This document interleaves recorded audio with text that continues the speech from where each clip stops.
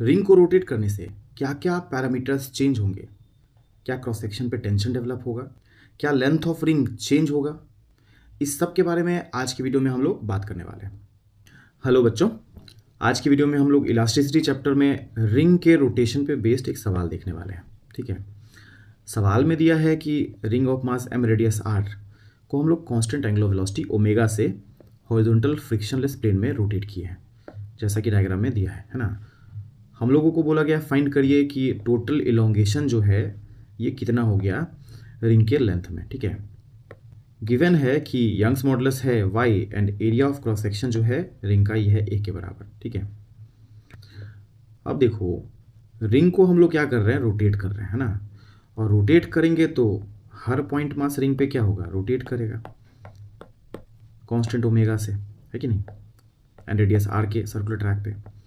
अब जब ऐसा है तो कोई भी point mass centrifugal force experience करेगा रेडियली आउटवर्ड, है ना।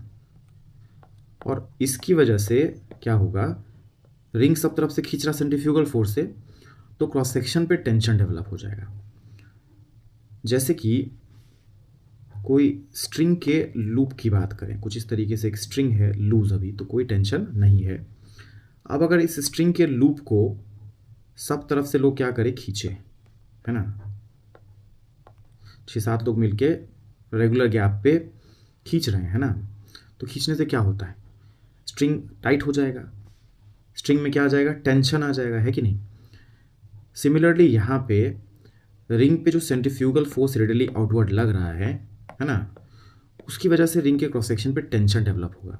ठीक है, अब देखिए एक छोटा सा सेक्शन, एक छोटा सा लेंथ ऑफ रिंग हम लोग कंसीडर किए हैं, जो कि सेंटर पे डी थीटा एंगल सस्टेन कर रहा है। ठीक है, ये बहुत ही छोटा एंगल। अब ये जो लेंथ है पार्ट ऑफ रिंग का, ये है are d theta, arc length. ठीक है, इस एंगल के corresponding are d theta length. इसका मास अगर डीएम कंसीडर करते हैं तो सेंट्रीफ्यूगल फोर्स ओमेगा से तो घूम ही रहा, तो सेंट्रीफ्यूगल फोर्स लगेगा इस पर डीएम ओमेगा स्क्वायर आर के बराबर।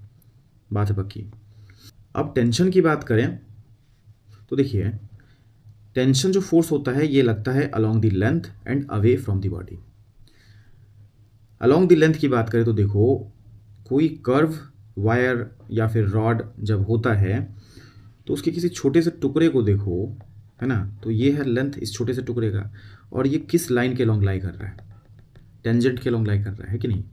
तो direction along length curve sections के लिए हम लोग अलोंग टेंजेंट कंसीडर करते हैं। ठीक है, तो यहाँ पे अलोंग लेंथ टेंशन लगेगा and away from the body लगेगा, तो मतलब टेंजेंट के लॉन्ग लगेगा and away from the cross section, इधर भी एंड इधर भी। ठीक है, अब देखिए यहाँ पे ये जो डी थीटा एंगल था इसको दो पार्ट में बांटे, डी थीटा बाई 2।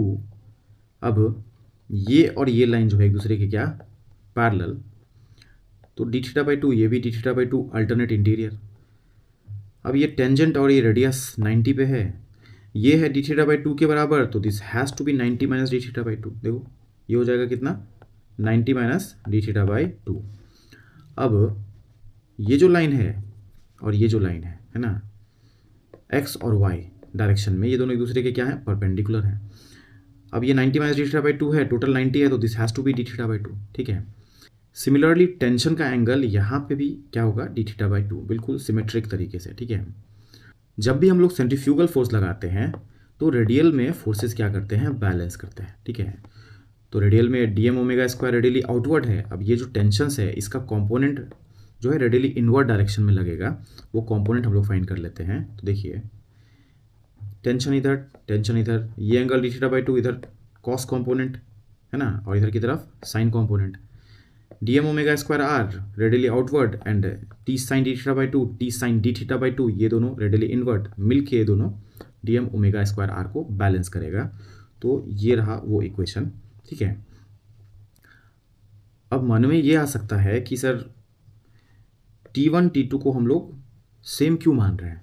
ठीक है, तो देखो T1 T2 को अगर हम लोग लेटर से डिफरेंट मानते हैं तो इधर भी T1 और इधर भी T2 का कंपोनेंट फिर डिफरेंट होगा, है कि नहीं, इधर और इधर में भी कंपोनेंट डिफरेंट होगा, तो ये दोनों बैलेंस हो नहीं पाएंगे।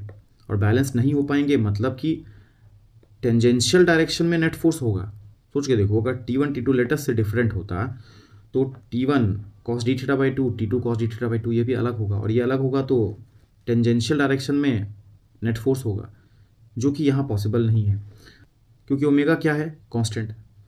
तो D omega by D T alpha होता है, ये क्या हो जाएगा, जीरो। टेंजेंशियल एक्सेलरेशन होता है आर अल्फा, तो ये भी क्या होगा, जीरो। मतलब टेंजेंशियल डायरेक्शन में कोई एक्सेलरेशन है ही नहीं, तो टेंजेंशियल में भी फोर्सेस क्या होने चाहिए, बैलेंस होने चाहिए, और बैलेंस होगा तो ये दोनों एक दूसरे के बराबर होगा मैग्नीट्यूड में। cos d theta by two cos d theta by two cancel होगा, तो T2 and T1 has to be equal, है ना। बात आ रही है समझ में। तो इस तरीके से T1 एंड T2 क्या है, बराबर, जिसको हम लोग T के बराबर कंसीडर किए हैं। अब रेडियल में फोर्सेस जो है उसके बारे में बात करें। रेडियल आउटवर्ड डायरेक्शन अभी ये है, अब ये एंगल है बहुत छोटा, ठीक है, बहुत छोटा। तो ये जो इतना शिफ्टेड तुमको दिख रहा है टेंशन का कंपोनेंट, ये इतना शिफ्टेड होगा नहीं, क्लोज टू कोइंसाइड कर रहा होगा यहाँ पे रेडियस से, इस जगह पे क्लोज टू कोइंसाइड कर रहा होगा, है ना। तो हम लोग रेडियल डायरेक्शन में इनवर्ड इस दो को माने, क्योंकि ये लगभग क्या है, रेडियस से यहाँ कोइंसाइड कर रहा होगा। रेडियल इनवर्ड में ये दो फोर्सेज और ये रेडियल आउटवर्ड में एक दूसरे को बैलेंस करेगा, क्योंकि जब भी सेंट्रीफ्यूगल फोर्स हम लोग लगाते हैं रेडियल में फोर्सेज क्या करते हैं, बैलेंस करते हैं। तो यहाँ बैलेंस कर दिया। अब देखो, ये जो डी एम मास है ये अपने को लिखने का ज़रूरत है, टेंशन फाइंड करने का ज़रूरत है।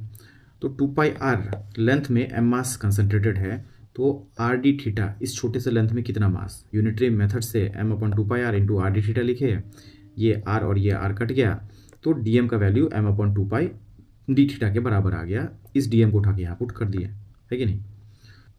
और ट्रिग्नोमेट्री में एक अप्रॉक्सीमेशन होता है कि sine of angle approximately angle in radian के बराबर कब, जब एंगल बहुत छोटा हो, close to zero, very small angle जब हो। तो यहाँ पे भी जो हम लोग एंगल लिए ये तो बहुत छोटा है, d theta, very small angle. तो sine of d theta by two को आप लिख सकते हैं डी थीटा बाई टू। अब यहाँ पे देखो ये कटा, यहाँ से डी थीटा, यहाँ से डी थीटा कटा, टेंशन का वैल्यू इतना आ गया, जिसमें सब कुछ कांस्टेंट ही है, तो टेंशन इज कांस्टेंट। अब टेंशन कांस्टेंट है तो stress, tension upon area, cross section area भी जो रिंग का है ये फिक्स वैल्यू है, तो स्ट्रेस भी constant. Stress constant, Young's modulus को लिखते हैं स्ट्रेस अपॉन स्ट्रेन, तो स्ट्रेन को लिख पाएंगे आप stress upon Young's modulus. Question में यंग्स मॉडुलस गिवन है और यहाँ से तुमको पता चला स्ट्रेस कांस्टेंट है, तो स्ट्रेन भी क्या, कांस्टेंट। और जब स्ट्रेन कांस्टेंट होता है तो स्ट्रेन को हम लोग लिखते हैं delta L by L, total elongation upon original length, ठीक है, तो ऐसे लिख दिए। और यही स्ट्रेन को हम लोग स्ट्रेस अपॉन यंग्स मॉडुलस भी लिख सकते हैं, ठीक है। तो यहाँ से इस रिलेशन से डेल्टा एल को हम लोग कुछ इस तरीके से लिख पा रहे हैं, ठीक है। Tension length upon cross section area and Young's modulus, ठीक है। अब ये जो लेंथ है ये है 2πr के बराबर पुट कर दो, और यहाँ से टेंशन उठा के पुट कर दो, तो डेल्टा एल का वैल्यू इतना आ गया, ठीक है, जो कि है आंसर। समझ गए बात को। बाकी मिलते हैं अगली वीडियो में।